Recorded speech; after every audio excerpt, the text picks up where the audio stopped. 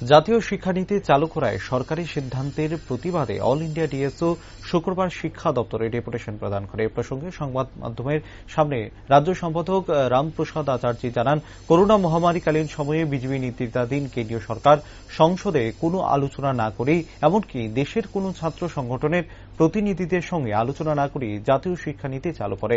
সেই সময় থেকে দেশের শিক্ষাবিদ থেকে শুরু করে বিভিন্ন সংগঠন জাতীয় শিক্ষানীতি বাতিলের দাবিতে সোচ্চার হয়। কিন্তু শুক্রবার উচ্চশিক্ষা দপ্তরের উদ্যোগে আগরতলা টাউন হলে রাজ্যের ভারপ্রাপ্ত শিক্ষামন্ত্রী তথা মুখ্যমন্ত্রী ডাক্তার মানিক সাহার হাত ধরে রাজ্যে আনুষ্ঠানিকভাবে জাতীয় শিক্ষানীতি চালু করা হচ্ছে। এই ভয়ঙ্কর জাতীয় শিক্ষানীতি যাতে প্রণয়ন না হয়, তাই এদিন শিক্ষা দপ্তরের মাধ্যমে রাজ্যের মুখ্যমন্ত্রীর বরাবর অল ইন্ডিয়া ডিএসও ডেপুটেশন প্রদান করে।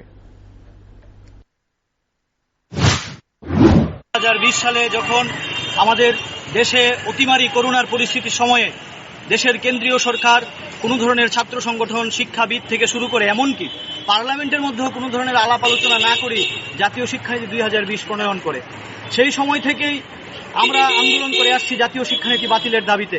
এবং শুধু আমরা নয়, দেশের বহু শিক্ষাবিদ থেকে শুরু করে সবাই আন্দোলন করে আসছে এই শিক্ষানীতি বাতিলের দাবিতে।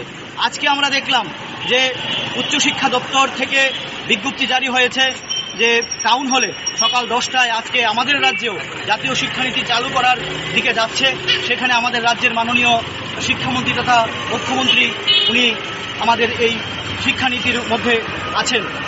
আমরা দাবি জানাচ্ছি যে এই যে ভয়ানক জাতীয় শিক্ষানীতি, এই শিক্ষানীতিতে আপনারা জানেন যে প্রাক প্রাথমিক স্তরের শিক্ষাই অঙ্গনওয়াড়ির মধ্যে চলে যাবে।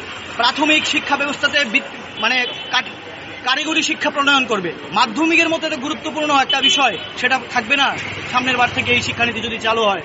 উচ্চশিক্ষার মধ্যে ইউনিভার্সিটি এন্ট্রান্স টেস্ট চালু হবে এবং যে টোটাল শিক্ষা ব্যবস্থা সেটা অনলাইন হয়ে যাবে। এই যে ভয়ানক একটা শিক্ষানীতি চালু হচ্ছে, এর দ্বারা শুধু আমাদের রাজ্যে নয়, সারা দেশে শিক্ষানীতি নষ্ট হয়ে যাবে। তাই আমরা মাননীয় আজকে এডুকেশন ডিরেক্টরের নিকট আমরা ডেপুটেশন দিতে এসেছি, এই রাজ্যে যেন শিক্ষানীতি প্রণয়ন না হয়। তাই আমাদের আজকে এই বিক্ষোভ